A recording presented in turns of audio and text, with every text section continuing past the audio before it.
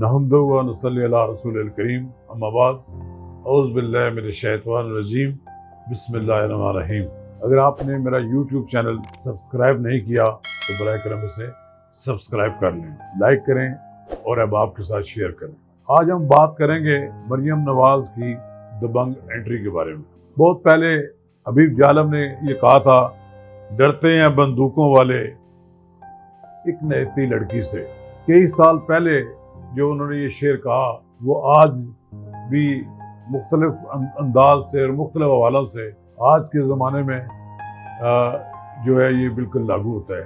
مریم نواز بھی اس وقت ایک نہتی لڑکی ہے۔ کئی ماہ سے مریم نواز نے خاموشی اختیار کر رکھی۔ مریم نواز کو انہوں نے یرغمال بنا کر جاتی عمروں میں قید کر دیا تھا اور مریم نواز کو مختلف کیسز میں انہوں نے ملوث کرنے کی کوشش کی، لیکن عدالتوں نے ریلیف دیا۔ مریم نواز اپنے والد محترم میاں نواز شریف کے ساتھ لندن جانا چاہتی تھی، لیکن انہیں یرغمال بنا کر پاکستان میں رکھا گیا، انہیں باہر جانے کی اجازت نہیں دی گئی۔ اب مریم نواز کو ایک 1440 کنال اراضی کی منی ٹریل مانگنے کے لیے ان کو نیب کا طلب کر لیا گیا۔ جب مریم نواز کو طلب کیا گیا تو یہ بات تو نیب کی کام کو کے ذہن میں یہ بات موجود تھی کہ جب وہ آئیں گی تو وہ ان کے کارکن ان کے حمایتی اور مسلم لیگ نون کے کارکن ان کے استقبال کے لیے نیب کے دفاتر کے ارد گرد موجود ہوں گے۔ جب ان کا قافلہ جاتی عمرہ سے چلا تو وہ ایک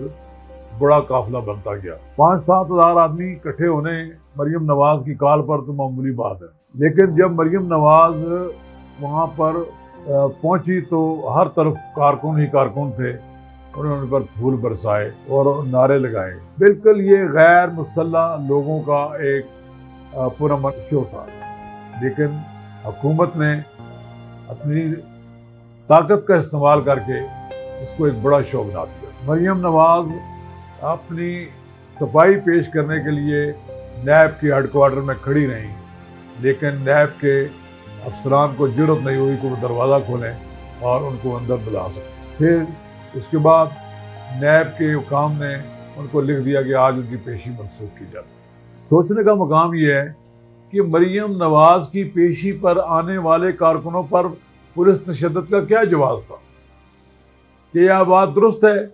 لوگ یہ کہتے ہیں، یہ بات ایسے چیزیں موجود ہیں آئی ہیں سامنے، سرکاری گاڑیوں کے اندر پتھر رکھے گئے ہیں، اور یہ بات بھی دیکھی گئی ہے کہ وہاں پر جو پتھراؤ کیا گیا ہے مریم نواز کی گاڑی پر، اس میں کچھ واسکٹوں والے لوگ بھی تھے۔ سول کپڑوں میں جو پولیس کے نام نہاد لوگ تھے وہ بھی موجود تھے، اور اس طرح ایسے لوگ بھی موجود تھے کہ جن کے بارے میں کہا جاتا ہے کہ جہاں چاہے ان سے ہنگامہ کرا دیا جائے۔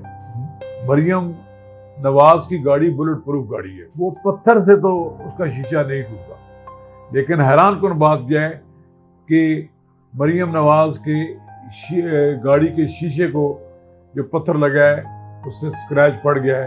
اس کا مطلب یہ ہے کہ بہت ہی خوفناک قسم کا حملہ مریم نواز پر ہوا ہے۔ مریم نواز بظاہر ایک نہتی لڑکی ہے، لیکن یہ بات لوگوں کو ذہن نشین رکھنی چاہیے، وہ پاکستان مسلم لیگ نون جو کہ پاکستان کی سب سے بڑی سیاسی جماعت ہے، اس کے لیڈر کی بیٹی ہے۔ یہ مریم نواز جو ہے وہ میاں نواز شریف کی سیاسی جانشین ہے، اس کو اگر آپ کہیں روکیں گے تو اس کا رد عمل تو ہوگا۔ اتنے عرصے سے اگر مریم نواز نے کوئی اپنا ریئیکشن شو نہیں کیا تو اس کا مطلب یہ نہیں ہے کہ وہ گھبرا کر گھر لوگ بیٹھ گئے ہیں، مناسب وقت کا انتظار کر رہے ہیں، مناسب وقت پہ سامنے آئیں گے۔ تو یہ مناسب وقت ان کے لیے ہو رہا ہے کہ آپ پھر تیسری چوتھی بار ان کو نیب میں بلا رہے ہیں۔ نیب میں بلانا مریم نواز کو اس کا مطلب یہ ہے کہ آپ پورے پاکستان میں ایک بار پھر اشتعال کی فضا پیدا کر رہے ہیں۔ آپ مریم نواز کو جیل میں ڈال کر آپ مسلم لیگ نون پہ کوئی دباؤ نہیں بڑھا سکتے اپنا۔ یہ مریم نواز کا جو باہر آنا ہے یہ اس بات کی علامت ہے کہ ان کو اپنے والد محترم میاں نواز شریف کی طرف سے گرین سگنل مل گیا ہے کہ آپ ملکی سیاست میں پرو ایکٹیو کردار ادا کریں۔ اس میں شک و شبہ کی کوئی گنجائش نہیں کہ جب بھی مریم نواز ملک میں نکلی ہیں مسلم لیگ نون کے کارکنوں میں جوش و خروش دیکھا گیا ہے، جگہ جگہ لوگوں نے بڑے بڑے جلسے کیے ہیں، یہ ایسے جلسے بھی ہوئے ہیں کہ 12-12 گھنٹے بھی لوگ ان کے انتظار میں کھڑے رہے ہیں. اس لیے میں سمجھتا ہوں کہ مریم نواز پاکستان کی مستقبل کی بڑی لیڈر ہیں. اس لیے ان کا راستہ روکنا کسی طور پر بھی حکمرانوں کے حق میں نہیں ہوگا. اور یہ بھی ساری سیاسی جماعتیں بھی محسوس کرتی ہیں کہ اگر ملک میں میاں نواز شریف کی جگہ لینے کے لیے کوئی آگے آیا تو وہ مریم نواز ہوگی. مریم نواز کو روکنا کسی کے بس کی بات نہیں ہوگی. یہ اس طرح کے ہتھکنڈوں سے کبھی ان کو نیب میں بلا لیں. یہ دیکھیں اس ملک میں بہت بڑی لیڈر تھی فاطمہ جناح. فاطمہ جناح مرحومہ نے ایوب خان کے خلاف اپنا علم بغاوت بلند کیا. پھر بیگم نصرت بھٹو، اس کے بعد ان کی بہادر بیٹی بینظیر بھٹو، ان دونوں نے مختلف ادوار میں اپنے اپنے دور کے آمروں کے ساتھ ٹکر لی. آپ کے سامنے ہے کہ بینظیر بھٹو ماری گئیں، شہید ہو گئیں. لیکن اس کے بعد آج کے دور میں مریم نواز محترمہ بینظیر بھٹو کی جگہ لے رہی ہیں. ان کے ساتھ پاکستان کی عوام ہے. آپ اس کی آواز کو روک نہیں سکتے. اس لیے یہ اس قسم کے ہتھکنڈے بالکل نہیں ہونے چاہیے. اوپن فیلڈ ہو، میں دیکھتا ہوں اوپن فیلڈ ہو، عمران خان صاحب بھی میدان میں ہوں، مریم نواز بھی میدان میں ہوں، تو آپ پتہ لگ جائے گا لوگ کس کے ساتھ ہیں. یہ ایک فضول طریقہ کار ہے جو ماضی میں عامر اختیار کرتے رہے ہیں کہ سیاسی مخالفین سے جیلیں بھر دی جائیں. سیاسی مخالفین سے جیلیں بھرنے سے کبھی تحریکیں نہیں دبتی. میں نے اپنی زندگی میں 1968 سے لے کر اب تک 20 تحریکیں دیکھی ہیں. یہ جبر کے نتیجے میں تحریکیں چلتی ہیں، اور جتنا زیادہ جبر کیا جائے گا اس کا اتنا ہی زیادہ ری ایکشن ہوگا. اس لیے فضا کو کھلا کریں، اخبارات میں چیزیں چھپنے دیں، ٹیلی ویژن پہ آپ کو تبصروں کا مقابلہ کریں. لوگوں کے بازو مروڑ کر، لوگوں کو جیلوں میں ڈال کر آپ کسی صورت میں بھی آواز کو نہیں دبا سکتے. مریم نواز پاکستان کے عوام کی آواز بن گئی ہے. یہ ہم نے نہیں بنایا بھائی، یہ آپ نے بنا دیا ان کو. آپ کے طرز عمل سے وہ بن رہی ہیں. آپ جتنی زیادہ ان پہ سختیاں کریں گے، وہ زیادہ عرصہ کتنا عرصہ آپ ان کو جاتی عمرہ میں قید رکھ سکتے ہیں. ایک دن تو آئے گا وہ ساری پابندیاں توڑ کر باہر آئی ہیں. کل جب آئی ہیں تو پتہ لگ گیا کہ شہر میں، لاہور میں، کہ جو مسلمین کا گڑھ ہے کہ وہاں کارکن اکٹھے ہو گئے ہیں. وہ اگر کال دیں کہ سب لوگ اکٹھے ہو جائیں اور سب لوگ مل کر احتجاج کریں اور سب مل کر لوگ ریلیاں نکالیں، تو آپ کو سمجھ آ جائے گی یہ جو بیساکھیوں پہ کھڑی حکومتیں ہیں، جو مختلف طرف سے اطراف سے لوگوں کے سہاروں کے سے کھڑی ہیں، یہ ساری کی ساری دلم گر جائیں گی.